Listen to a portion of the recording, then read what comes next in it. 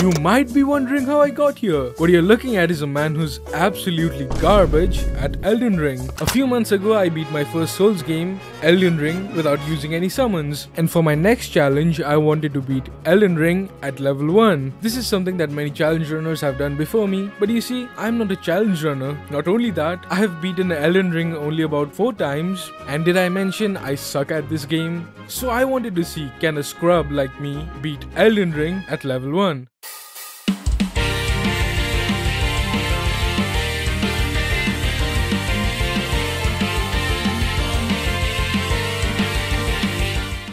I load in, try to fight the intro boss, realize I suck, and die. Once I arrive at Limgrave, I light up my first bonfire and try to fight the tree sentinel, realize I suck, and move on to the gatefront ruins where we meet Melina.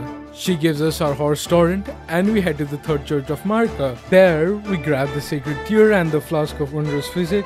Before we fight the first boss, I need a proper weapon and some more levels with the help of a talisman. For the talisman, we use this teleport behind the church, which takes us to Dragon Barrow. We need to head to Fort Faroth for the talisman. Along the way, we pick up a golden seed, take the side of grace at Lenny's Rise. Nearby, there's a whirlpool which you can take to a minor ERDTREE, and you can take the second whirlpool to Fort Faroth. Now that we're at Fort Faroth, we grab the Dectus medallion and head down here to grab Radagon Sword Seed, which gives us +5 on these stats. We do take more damage, but later on we'll die in one hit anyways, so it doesn't matter. For the weapon, we head to Weeping Peninsula, where inside Castle Morn, you'll find this guy. We have to smash his head with a club for his +8 weapon. I do head to Fort Height, where nearby this guy sells a parry shield, which I do not end up using at all. Next, we make our way through Gatefront towards Stormveil Castle, where we finally get to fight our first boss, Margit. Now hear me out, I knew how hard the bosses later on were gonna get, so I did not want to waste my time on bosses I knew I could defeat in a few tries. That is why I summoned an NPC.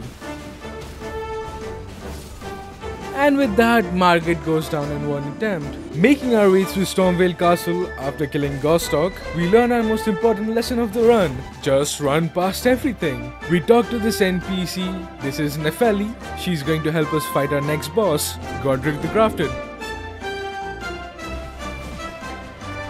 And with that, Godrick goes down in one attempt. Now this is where not planning ahead really bites me in the ass. To progress, I need to defeat one more shard bearer. I could obviously go with Rennala, but you see, Rennala could be the easiest or the hardest boss depending on your build. Also, she was guarded by another boss, but Radahn, you see, is not guarded by anything. And you do get a lot of summons during the boss fight, but there is a reason people don't do this fight early on.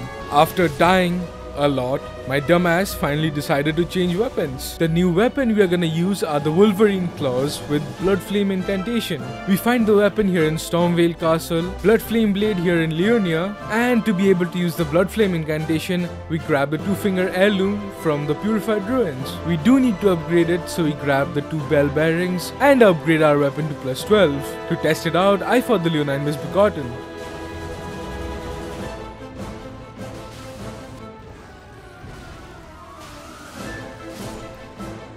Leaving Radahn for later, I lock in and head to Lucaria, where we first fight Radagon's dog, who took me a couple of attempts. After that, we take care of Moongrum and reach Rennala, who goes down in 10 seconds.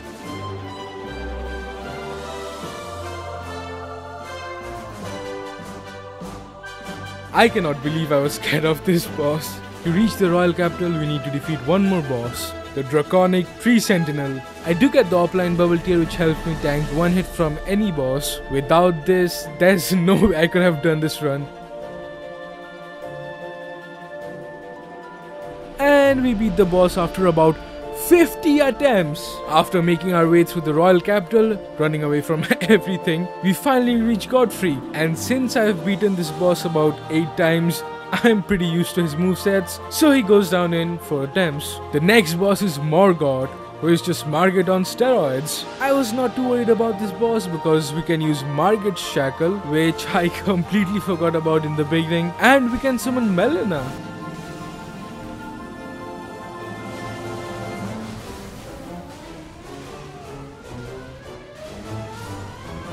With that, we beat Morgott in 12 attempts. Next, we grab the old medallion from Melina and head to the mountaintops, where in the Zamor ruins, I grab the third smithing stone bell bearing and upgrade my claws to plus 18. After making our way through the mountaintops, we reach the fire giant. From here on, we cannot really use any summons. It's a good thing the fire giant is pretty easy. You dodge the first attack with Torrent, aim for his left leg, that's where you can do the most damage. The camera in this fight absolutely sucks, so you have to depend on instinct to dodge his attacks, or look at the shadow. He also uses this fire attack, but you just have to stand in a clear area. Time for his second phase. Go behind him. He's gonna use his balls, so he just dodge them with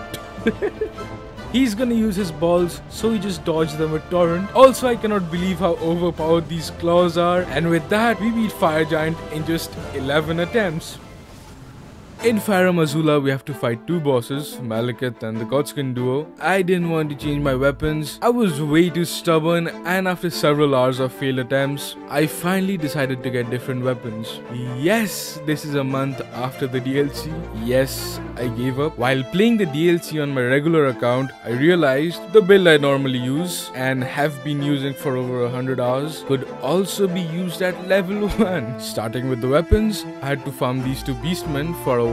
For the beastmen's cursed swords, these scale with strength. I got the Ashifor seppuku from this beetle in the mountaintops. This boosts our bleed damage. Grab the claw talisman from Stormveil Castle. This would boost our jump attacks. Like a dumbass, I tried to fight the boss with half my setup. It didn't go well.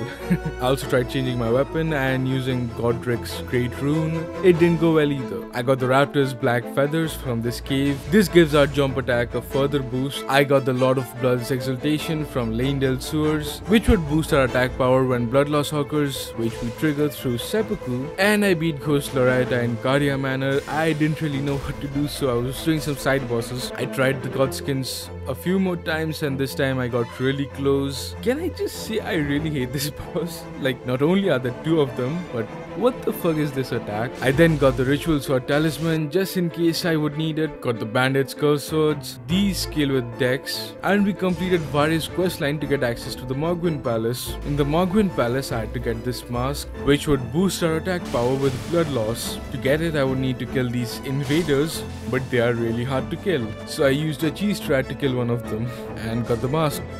With my build ready, we used the Dex Knot tier along with Upline Bubble tier in our physic, and I forgot to mention I was going to use the sleep pots.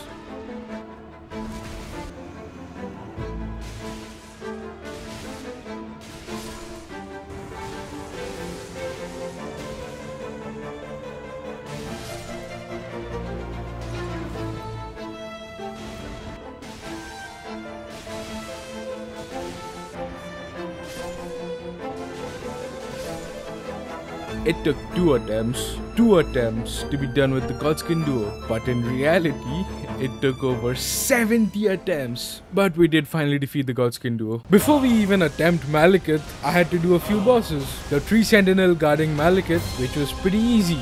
I wonder why. I died at the same time as the boss, but thankfully it died a second before me and it counted. Radahn and Mohg, because I needed access to the DLC to get a few more upgrades like the new Arcane Talisman. Radahn specially because I wanted to get the Mimic tier. After Godskin Duo, we got the 4th Bell Bearing and I upgraded my weapons to plus 24, and with the plus 24 weapon, Radahn is really easy.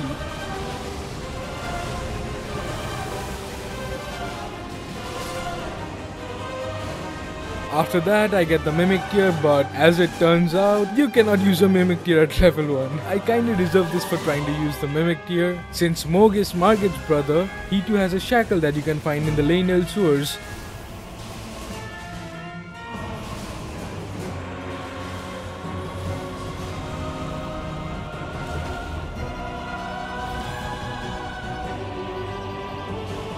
And with that, we defeat Mohg without even using the special tier for his bleed attack. Now to Maliketh. Even with my build, let's just say he's kinda difficult.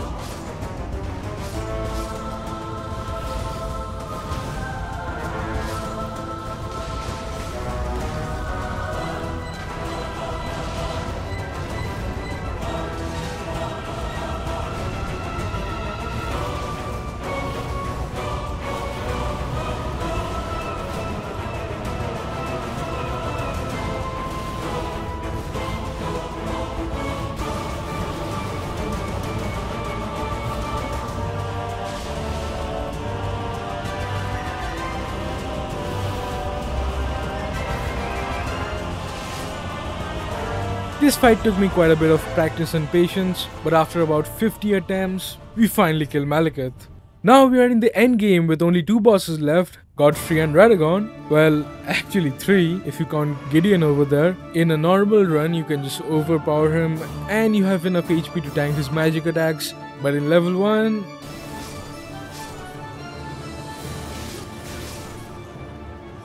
So once again, I set out to get a different build. This time I was gonna shove my claymore up his ass. We upgrade the claymore, kill this boss for the giant turned Ash of War, and head into the boss fight.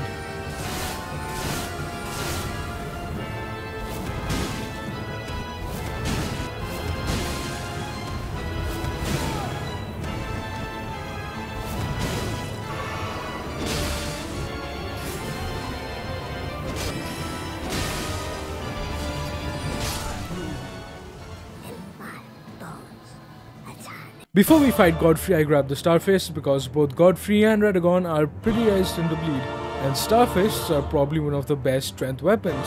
But for Godfrey I end up using the curved swords anyways. Godfrey is probably my favorite boss fight in the entire game.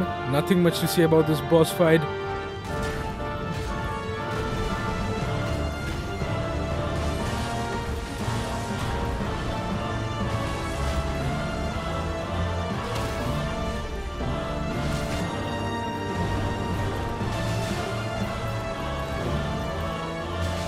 There's some weird delayed attacks in the second phase, but I beat him in about 2 hours.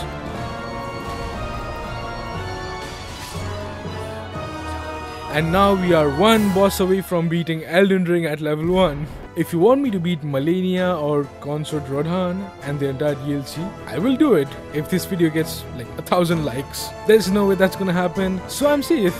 To beat Radagon and the Elden Beast, I had to prepare because they are both immune to bleed, but they are not immune to frost, so we are going to be using the Starfist with the Ash of War Crack Bleed with Frost.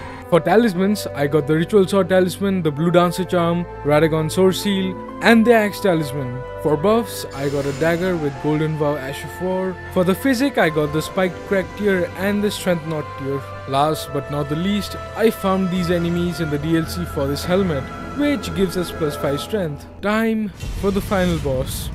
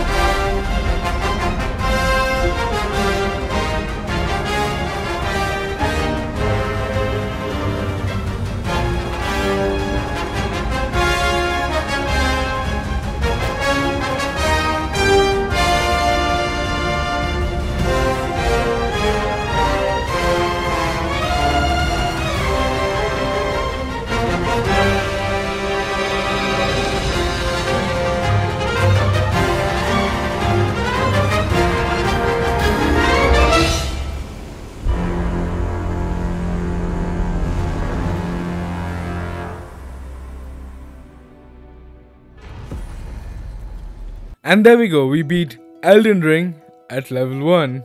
Maliketh was my favorite boss in this run. Like, before going into the fight, I was absolutely terrified because I had never really beaten Maliketh properly. Either I had cheesed him with the Blasphemous Claw, or I had used Mimic Tears or Player Summons. Yes, I know, I suck at the game. I don't think I could get that feeling again unless I beat Malenia or something like that. Oh well, I don't want to do that. If this video gets 1 like, I will do Dark Souls 3. a real Souls game. A year ago, if you would have told me I beat Elden Ring at level 1, I probably would have laughed at you. Never did I think I could beat Elden Ring at level 1, but here we are. This is definitely the hardest thing I've ever done for a YouTube video. And finally, it's time for me to end this yap session. If you have been watching till now, I want to thank you very much. And with that, I'll see you guys in the next video. Be sure to like and subscribe. Goodbye.